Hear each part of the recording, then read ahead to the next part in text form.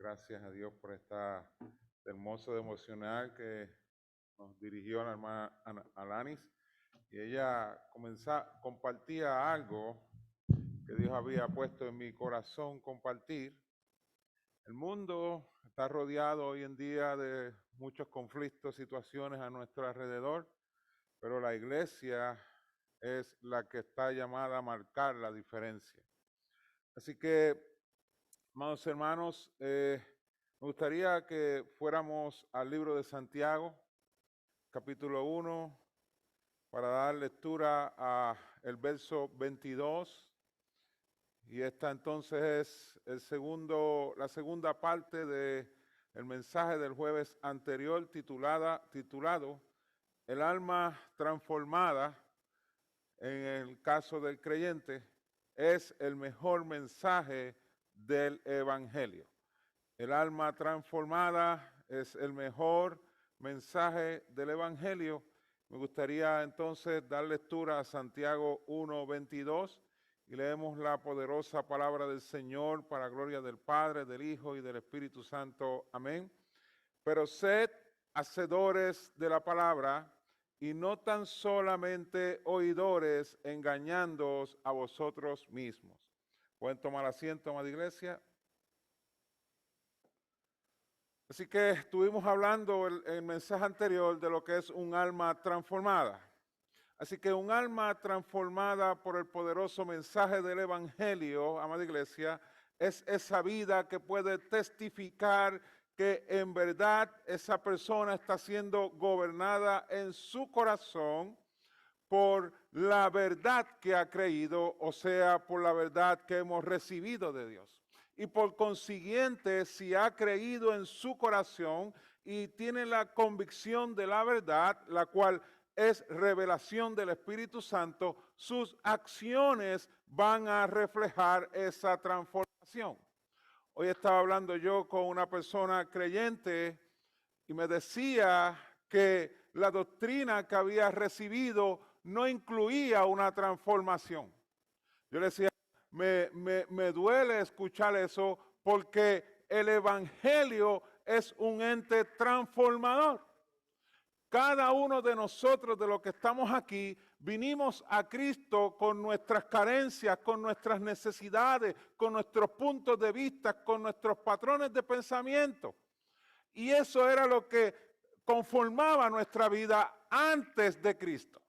Pero si yo tuviera la oportunidad de entrevistarlo y preguntarle qué cosas Dios les ha ayudado a cambiar, entendería que usted tendría muchas cosas que compartiría acerca de lo que Cristo ha hecho en su vida, de los puntos de vista que fueron cambiados, de los errores que fueron corregidos. Así que el evangelio es un ente transformador. Pero es para aquellos que están dispuestos y son valientes, porque el evangelio nos pone a nosotros en una posición en medio de la cultura y en medio de la sociedad que es contrario a lo que el mundo vive. ¿Por qué Jesucristo entonces nos dice, bienaventurados, cuando por mi causa os vituperen y digan toda clase de mal mintiendo, porque este mundo es contrario a él? Y entonces cuando usted empieza a hacer luz y sal de la tierra, créame hermano, va a ser perseguido, va a ser señalado, porque está estableciendo una diferencia. Lo mismo que ocurrió con Caín y Abel. Ese es el efecto. Entonces, un alma transformada por esa verdad, que no es común, que no es simpática en este mundo, que ni tan siquiera es atractiva, es cuando entonces el hombre permite que esa verdad que ha creído gobierne su corazón y por consiguiente sus acciones. Y esto es cuando entonces se manifiesta el texto que explica: amarás al Señor tu Dios con todo nuestro corazón. Y ahí mi opinión no sirve. Y ahí mis ideas no tienen relevancia alguna. Y ahí entonces mis decisiones tampoco son controladas por mí, sino por la verdad.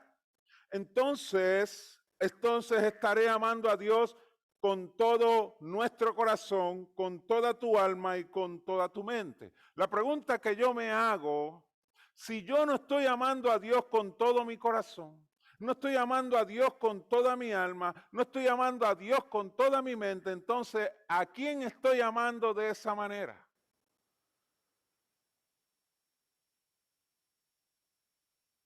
Porque yo no puedo decir que hay un ente neutral. No, hay dos caminos. He puesto delante de ti la vida y he puesto delante de ti la muerte. Así que cuando usted no está amando a Dios o yo no estoy amando a Dios con todo mi corazón, hay alguien que está tratando de ocupar ese espacio y es el enemigo de las almas. Recuerden a nuestro ejemplo bíblico Judas. Andaba con Jesús, y esto es algo que muchas veces hemos escuchado, pero es para traerlo en contexto de lo que estoy hablando. Judas hablaba con Jesús, participaba con Jesús de todo lo que el ministerio de Jesús en la tierra vivió. Pero su corazón, ¿con quién estaba? Si no era que estaba ligado al pecado porque traía las ofrendas, él traía el dinero de las ofrendas. Así que, hermano, tenemos que definir en dónde está nuestro corazón. Y esto es diario. Porque la batalla que enfrentamos también es diaria. Y la batalla está centrada, ¿ves? Job describe esta batalla como una guerra. La batalla que usted y yo estamos librando está centrada en ocupar la fidelidad de su corazón. O es hacia Dios o es entonces hacia el enemigo de las almas. Entonces, cuando amamos a Dios con todo nuestro corazón, con toda nuestra alma, con toda nuestra mente, ahí es donde entonces establecemos la diferencia en este mundo vil, corrompido y perverso. Compartía yo a los hermanos del centro en esta semana que si ellos sabían cómo alguien era pervertido, y a veces la perversión es bien sutil. Por ejemplo, no le voy a dar el mismo ejemplo que le di a ellos. Hay personas que consciente o inconscientemente pervierten la mente de los hombres. Por ejemplo, usted ve una persona que está cortando grama y se está ganando el dinero honradamente para mantener a su familia. Entonces viene alguien con una idea, le dice, ¿por qué tú te estás matando ahí? Cogiendo sol. Tú no vas a durar muchos años así. Es mejor que dejes de trabajar. Vayas al departamento de la familia, solicitas los cupones, vas entonces al departamento de salud, solicitas el plan médico y vives tranquilo como vivo yo. ¿Usted no cree que está pervirtiendo el deseo de ese hombre de echar para adelante, de darle ejemplo a sus hijos, de poder mantener un hogar? Lo está pervirtiendo porque lo está seduciendo a hacer algo que va en contra de su dignidad, que debe de ser honrar a Dios por medio de las capacidades que Dios le ha dado. Y asimismo dejar un legado para sus hijos, aprendan entonces a vivir, a trabajar, a echar hacia adelante a través del esfuerzo. Porque ese es el plan de Dios. Y entonces nosotros como iglesia, ¿también estamos siendo pervertidos? Piense bien. Porque a este hombre lo pervirtieron a que viviera de la composición cultural de este país, que es el mantengo. Y con todo el respeto, porque hay personas que en verdad necesitan esa aportación, pero si una persona puede trabajar, a mi hijo Kemuel, Dios lo bendiga donde quiera que esté. Cuando él iba para la universidad, le sugirieron que entrara a la universidad por medio del programa de rehabilitación vocacional. Y él viene donde mí y me dice, papá, me van a dar unas ayudas. Y yo le dije, ¿pero tú crees que tú necesitas eso? No, yo no sé, papá, yo te lo estoy contando a ti porque es que me dijeron que fuera, porque tenía ya una cita. Yo le dije, yo te voy a decir una cosa para que tú la entiendas. Dios a ti te dio unas capacidades para que tú las desarrolles en la vida y que tú te esfuerces y que tú aprendas a depender de Dios. De Él es que tú tienes que depender siempre. Y yo creo que tú no necesitas eso. Porque esos son para personas que en verdad tienen unos problemas y ahí está entonces el gobierno para ayudarlo. Y él me dijo, está bien papá, como tú me digas, pero yo fui a la cita y yo quería ser responsable. Y le dije a las personas que estaban allí, ¿usted sabe qué? Mi hijo no va a ser una estigma más de esta sociedad. ¿Cuál usted entiende que es lo que lo limita a él a estudiar? No, aquí solamente lo que hay es unos rasgos de cuando él era niño. Sí, pero ya tiene ya 17 años, 18 creo que lo entró a la universidad.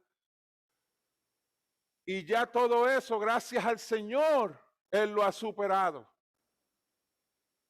Así que usted me hace el favor y esa ayuda que usted tenía para mi hijo, désela a alguien que lo necesite. Porque yo no iba a permitir que mi hijo entrara a la universidad pensando de sí mismo algo que el sistema quería que él pensara de sí mismo. Cuando Dios dice de él otra cosa, que él es su hijo amado, en quien tiene, entonces, eso se lo dijo a Cristo, pero creo que Dios se complace cuando ve a sus hijos haciendo su voluntad. Pero el sistema también quería entrar a pervertir la mentalidad de un joven. Entonces, ¿cómo el enemigo nos está pervirtiendo a nosotros? No hables del evangelio. Tú no tienes que hablar de eso, para eso está el pastor. Para eso está el pastor Manuel, para eso está el hermano Carlos que predica.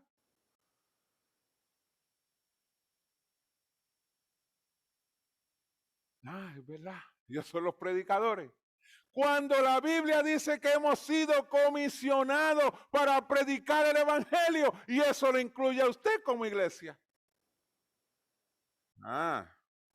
Porque habrá un día. Yo escuché un testimonio de un hombre cristiano, tenía mucho dinero, tenía apartamentos en Nueva York, tenía yates, tenía Ferrari y vivía una vida bastante placentera como cristiano. Pero como todo en la vida, algo empieza, luego se acaba. Así que él tuvo que partir con el Señor. ¿Y qué se llevó? Ni el Ferrari, ni los yates, ni el apartamento, no se llevó nada. Porque todo le pertenece a Dios. Pero tiene un día delante del Señor. Tiene un día delante del Señor donde seremos juzgados por lo bueno y por lo malo. Tenemos entonces que estar conscientes que habrá un día que vamos a estar delante de ese tribunal sagrado donde Dios nos va a pedir cuenta qué hiciste con lo que yo te di. Y usted ve entonces la parábola de los talentos, que unos vinieron, le pusieron a producir sus talentos, mas sin embargo hubo uno que lo escondió, sabiendo que el que venía a solicitar entonces explicación por sus talentos no iba a pasar por inocente al culpable. Pero usted pensaría en ese día que mi tiempo en la tierra cuente para la gloria de Dios, donde yo le doy a Dios lo mejor de mí, invirtiendo mi tiempo en el evangelio. De manera tal que cuando llegue ese día, posiblemente Dios entonces traiga a mi memoria muchas cosas que hice. Pero también me diga, te esforzaste. Te esforzaste en vivir el evangelio en la tierra, aún con tus limitaciones, aún con tus debilidades, pero procuraste honrarme en todos tus caminos.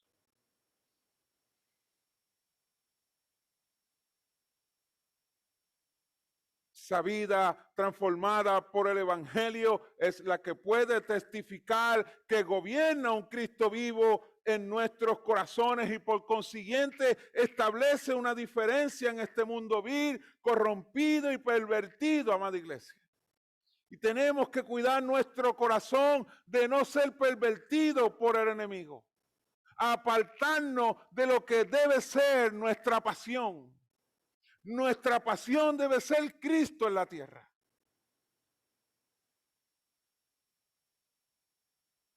Recordemos entonces las palabras de Jesucristo en Juan 16:13. Pero cuando venga el Espíritu de verdad, Él os guiará a toda la verdad, porque no hablará por su cuenta, sino hablará todo lo que oyere y os hará saber las cosas que habrán de venir. Y ya usted sabe que esta profecía se cumplió. Cuando aquellos 120 hermanos estaban reunidos en aquel aposento alto, y dice la Biblia que estaban ellos unánimes, juntos, esperando la promesa. Y el texto de Hechos 2, capítulo 2, dice que de repente, me imagino un escenario de adoración, me imagino un escenario de comunión íntima con el Señor de esos 120 hermanos. Pero dice la Biblia que de repente vino un viento recio y llenó toda la casa donde estaban sentados. Y el verso 3 de Hechos 2 dice, y se les aparecieron lenguas repartidas como de fuego, asentándose sobre cada uno de ellos. Usted ve que entonces cuando Jesús les promete a ellos que iban a ser investidos por el Espíritu Santo, vemos cómo entonces ellos se mantuvieron fieles aguardando esa promesa.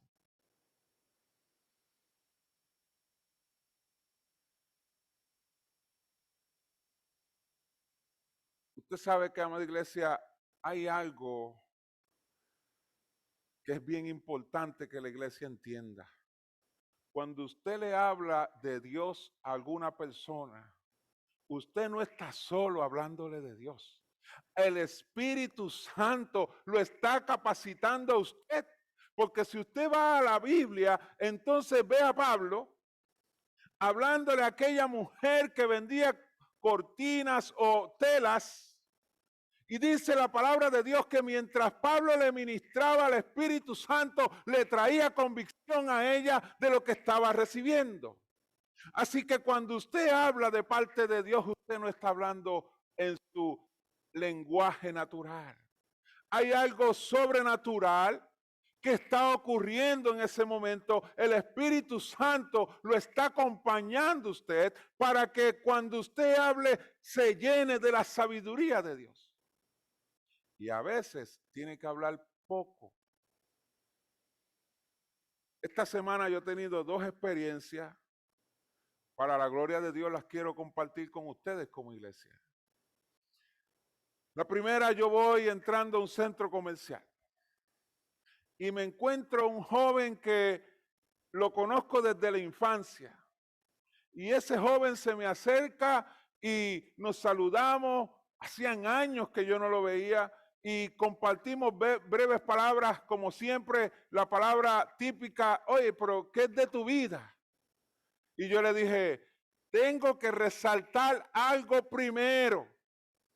Mi vida, yo la vivo para el Señor. Y él me dijo, sí, lo recuerdo.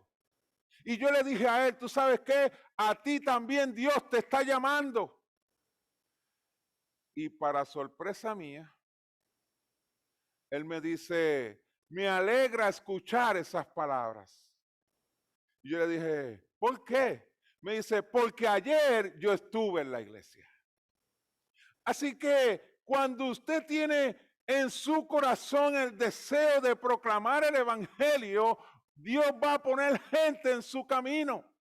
Jesucristo le dijo a los discípulos, la mies es mucha, pero los obreros son pocos. Y hay mucha mies, amado hermano. Los campos están blancos para recoger, pero ¿cuántos obreros están dispuestos a recogerlos? ¿Ve? Yo no sabía que él había estado en la iglesia, pero Dios lo sabía y Dios permitió que yo tuviera un encuentro con él para testificarle de mi fe y para confirmarle que también a él Dios lo estaba llamando.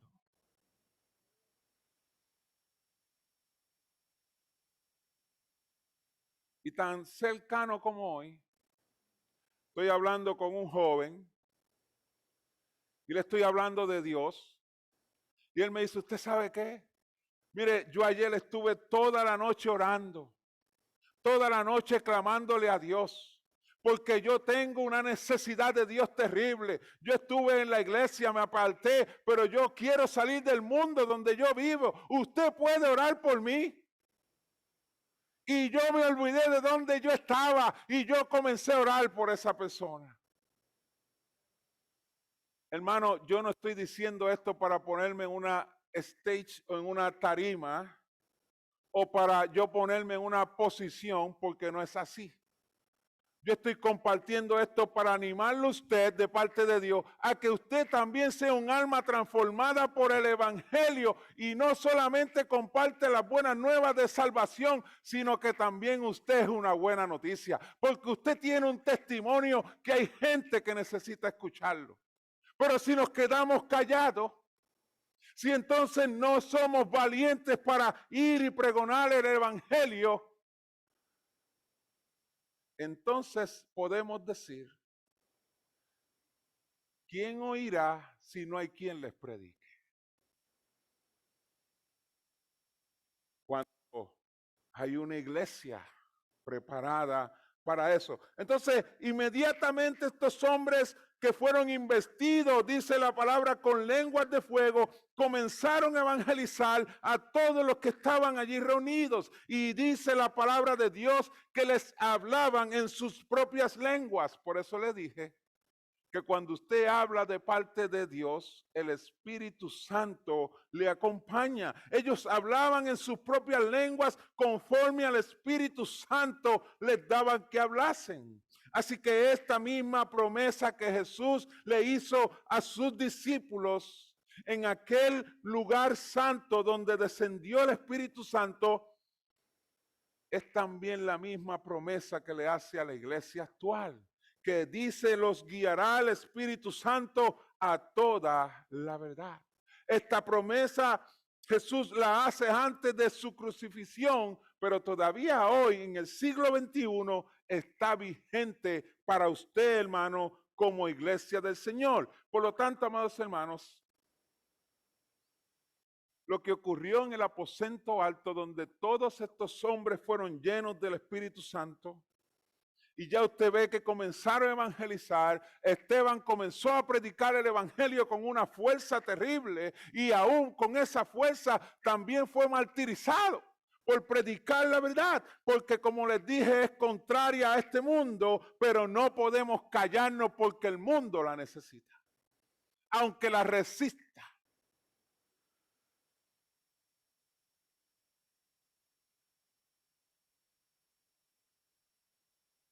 Esto, amada iglesia, es lo que debe de vivir el creyente, el evangelio.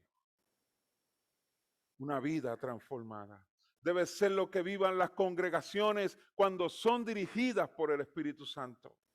Que puedan testificar con sus acciones lo que es un alma transformada por el poder del evangelio. No solo debemos llevar buenas nuevas de salvación, sino que nuestras acciones deben testificar buenas noticias.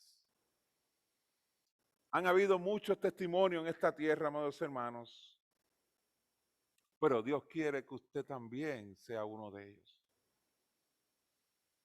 Yo les mencionaba en el mensaje anterior que cuando alguien lo vea a usted, vea la imagen de un hombre, de una mujer de Dios en usted. El pastor fundador de esta iglesia, Félix Cabrera, mencionaba que la iglesia es un organismo vivo. Y lo que tiene vida tiene movimiento. Y lo que tiene movimiento tiene una expresión. Así que como iglesia somos un organismo vivo, no es un cuerpo muerto. Es un cuerpo vivo que está dirigido por la cabeza, que es Cristo. ¿Y hacia dónde nos está dirigiendo Cristo? Si no es a vivir el evangelio, porque la Biblia dice el que afirma estar en Cristo debe de andar como él anduvo.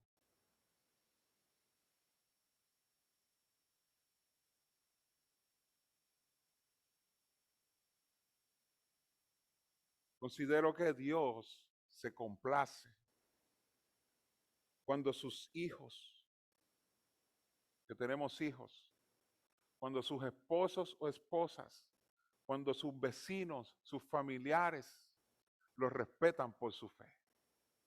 Porque dicen, este en verdad vive lo que predica. Y claro está, ninguno de nosotros somos perfectos. En algunas cosas estamos fallando, en algunas cosas vamos a fallar. Pero eso no nos exime de la responsabilidad de vivir conforme a nuestra fe. Porque la palabra lo que establece es que vayamos alcanzando cada día la estatura del varón perfecto. O sea, que hay un proceso de madurez espiritual en cada uno de nosotros. Hay un proceso de madurez espiritual, en eso no debemos menguar, sino cada día seguir buscando ese crecimiento para la gloria del Señor. Y para lograr este testimonio es con la dirección del Espíritu Santo y la santa palabra de Dios. No es suficiente, amados hermanos, estar informados, como les predicaba y compartía en el mensaje anterior. Miren lo que dice Mateo 28:20. Enseñándoles que guarden todas estas cosas que os he mandado. Y he aquí, yo estoy con vosotros todos los días hasta el fin del mundo. Amén. Hay una palabra clave aquí, es enseñándoles. La palabra enseñanza significa comunicar conocimientos, significa comunicar ideas, experiencias, habilidades o hábitos a una persona que no los tienes. Así que nosotros también podemos identificarnos con este texto porque yo entiendo que cada uno de nosotros cuando vino el Señor era necesario que fuéramos enseñados porque ninguno de nosotros conocía lo que es la palabra de Dios en nuestra carnalidad humana, porque la Biblia establece que la palabra de Dios no se discierne con la carne, sino es a través del Espíritu. O sea que el Espíritu Santo fue el que comenzó en nosotros a enseñarnos esto que es la palabra del Señor. Por eso el texto establece enseñándoles. Tuvimos que ser enseñados, tuvimos que ser ministrados, tuvimos que ser entrenados, tuvimos que ser capacitados para la vida cristiana. Era necesario, o sea, no se podía postergar. Así que el texto lo que está trayendo en relevancia es enséñales a vivir. Vivir es algo práctico. Es como cuando usted le enseña a su hijo cuando es pequeño a comer, le enseña a escribir. No se queda solamente en una información. La información se traduce en una acción práctica que nos vamos desarrollando de esa manera. Así que Jesucristo lo que está diciendo es enséñales a vivir las cosas que os he mandado. O sea, la palabra de Dios. Es enséñales a vivir, no a tener un conocimiento intelectual. Ese no es el mandato, ese no es lo que implica. Es a vivir la vida cristiana, las cosas que Él os ha mandado. Ahora bien, amada iglesia, quisiera preguntarle, ¿qué hemos hecho con lo que hemos aprendido en Dios? ¿Qué utilidad qué funcionalidad le estamos dando a lo que hemos aprendido en Dios. ¿Qué cambios ha traído a nuestra vida la palabra de Dios? Y gloria a Dios por los cambios que ha traído a su vida el mensaje del Evangelio. Gloria a Dios por los cambios que ha traído a su estilo de vida la enseñanza bíblica. Pero quisiera entonces que vayamos al Salmo 15 y veremos ahí algunos principios de un alma transformada por el Evangelio de Jesucristo. Pero antes de leerlo, amada iglesia, quisiera enfatizar sobre algo en específico que yo he aprendido. Ninguno de nosotros, o vamos a poner yo como ejemplo, no lo voy a coger ustedes, si yo no tengo convicción de lo que yo estoy leyendo, es algo que yo no voy a practicar. Así que la verdad es lo único que trae convicción. Así que usted va a leer la verdad al igual que yo. Y dice el Salmo 15, verso 1, y vamos a leer hasta el 5.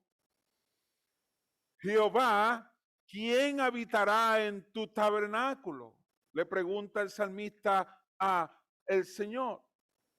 ¿Quién morará en tu monte santo? El que anda en integridad y hace justicia y habla verdad en su corazón, el que no calumnia con su lengua, ni hace mal a su prójimo, ni admite reproche alguno contra su vecino. Aquel cuyos ojos el vil es menospreciado, pero honra a los que temen a Jehová. El que aún jurando en daño suyo, no por eso cambia. Quien su dinero no dio a usura, ni contra el inocente admitió cohecho. El que hace estas cosas, dice la palabra, no resbalará jamás. ¿Usted sabía, amada iglesia, que este es el salmo del cristiano? Porque aquí Dios está definiendo lo que debe de ser la vida del cristiano. Ahora bien, el texto hace dos preguntas. ¿Quién habitará en tu tabernáculo? ¿Quién morará en tu monte santo? O sea, el tabernáculo era tipo de presencia de Dios, pero también el monte santo. ¿Quién entonces morará en tu presencia?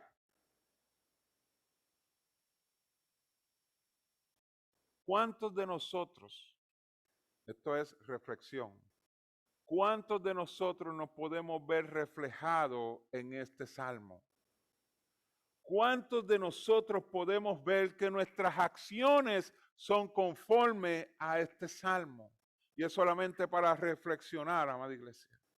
Porque yo sé que puedo estar lejos de ese salmo, pero Dios me está inquietando a que me acerque al estilo de vida que describe Dios a través de este salmo. Por eso hago la pregunta. ¿Quién habitará en tu tabernáculo? Sugiere una reflexión, pero profunda en cuanto a la realidad de nuestro corazón. ¿En dónde está tu corazón? Y el estado de nuestra fe. ¿En qué yo estoy creyendo en verdad? ¿Qué es lo que está gobernando mis acciones en verdad? Es la reflexión que Dios nos invita a tener. Si nuestras acciones las determina nuestra carne. ¿Y usted sabe cuál es la debilidad del hombre? Podemos decir el pecado, seguro. Pero el vehículo al pecado es la carne. Su mayor debilidad es la carne, la naturaleza caída. Porque eso es lo que es tentado, eso es lo que es atraído y seducido, es nuestra naturaleza caída. Así que nuestra mayor debilidad es la carne. Por eso fue que cuando Pedro y Juan fueron invitados a orar, Jesús les dijo, la carne es débil. No se quiere someter a la oración, resiste la oración, Porque si usted lee entonces Romanos 7, se va a dar cuenta la lucha que hay entre la carne y el espíritu. Pero si usted entonces se somete a la dirección de Dios, su vida espiritual va a controlar sus acciones, ya no tanto su carne. ¿Por qué usted cree que entonces Jesús estuvo 40 días en oración y ayuno y luego fue tentado? Pero no venció. Obviamente Jesús no tenía una carne humana, pero fue tentado. Podía haber cedido. Pero más sin embargo, su vida en Dios, su sujeción a Dios, fue lo que le dio la victoria. Por eso el texto establece que somos guardados mediante nuestra fe. Pero es si tenemos convicción de la palabra, podemos perseverar cuando nuestra carne sea tentada, cuando nuestras acciones puedan ser dirigidas al pecado. Pero nuestra mayor debilidad es nuestra carne. Si nuestras acciones determinan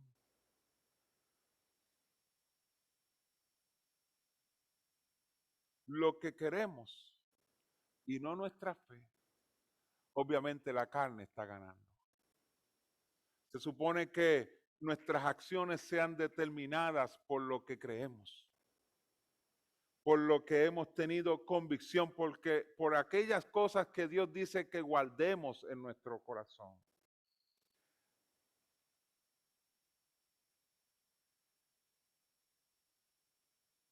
Y usted sabe que la carne tiene la capacidad de influenciar nuestra mente. Mire qué sencillo. A veces el pastor Manuel trae ejemplos así.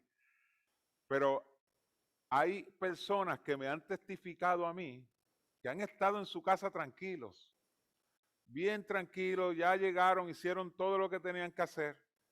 Y de momento están viendo televisión y sale un anuncio de comida y usted ve que les da hambre. Y a veces ya han hasta comido. ¿Por qué usted cree que le da hambre?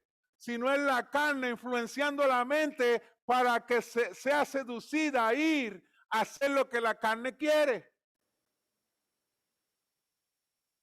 La carne tiene la capacidad de influenciar nuestro corazón, por consiguiente nuestra mente. Por lo tanto, el corazón puesto en los deseos de la carne es un corazón engañoso. El corazón puesto en los deseos de la carne se convierte en un corazón engañoso, tal y como dice la palabra de Dios. Y si esto se manifiesta, nuestras acciones estarán muy alejadas de Dios y de su palabra, que es donde deberían estar sujetas. A este salmo, como les dije, se le conoce el salmo del cristiano, debido a que expresa la manera bíblica de guardar común unión con Dios. Fíjense que él dice, ¿quién habitará en tu tabernáculo? ¿Quién habitará en el monte santo? Entonces él describe a aquellos que él dice que van a habitar en su presencia. Así que el Salmo 15 nos ayuda a entender lo necesario para guardar una comunión con Dios. Este salmo no nos da dirección en cuanto a cuál es el estándar divino en referencia a nuestro estilo de vida como creyentes o cristianos. En otras palabras, este salmo hace énfasis en cómo un cristiano puede dar su vida en integridad, ya sea en un ambiente público o privado. Póngase en pie, amada iglesia.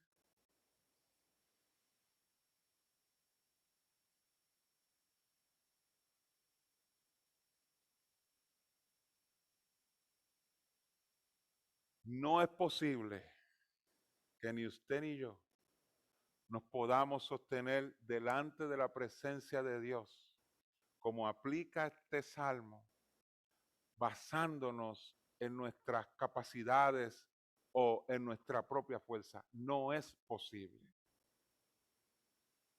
Si no es a través de una vida consagrada desde que usted se levanta hasta que usted se acuesta. Lo que hace el escenario un poco más incómodo son los tiempos que nos ha tocado vivir.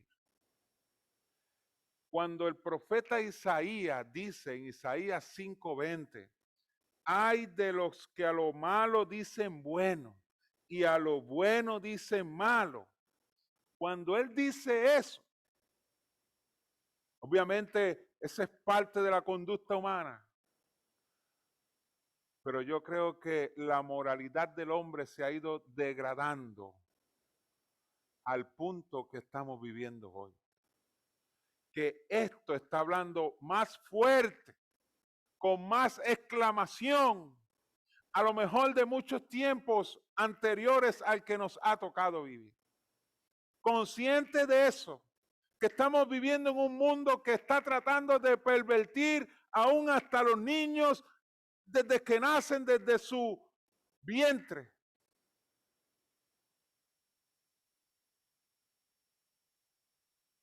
A través de esto. ¿Esto es malo? No, eso no es tan malo. Eso era malo cuando nuestros abuelos vivían, ya no. Buscando pervertir la mente del hombre. Una solamente, eso es malo, pero pruébalo una vez y ya.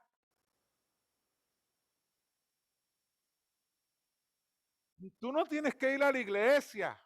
Velo por Zoom.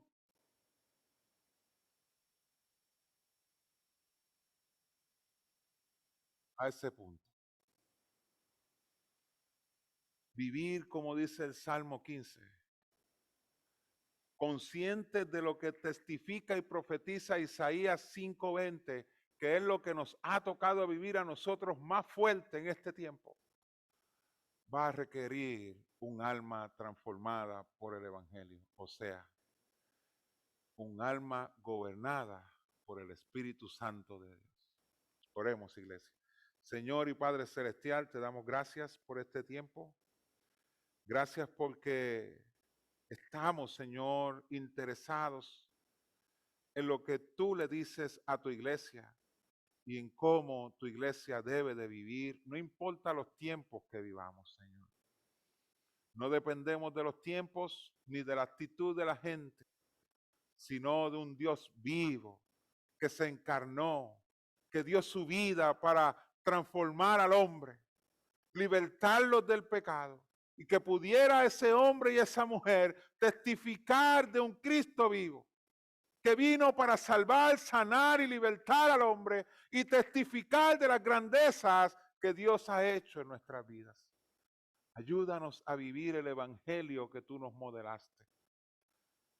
Ayúdanos a tener pasión por tu vida, Jesucristo, de tal manera que hagamos la diferencia en el mundo que nos observa. Solo no lo podemos hacer. Por eso clamamos a ti, Señor, con ruego. Por Cristo Jesús hemos orado. Amén, amén, amén. Dios los bendiga, hermanos.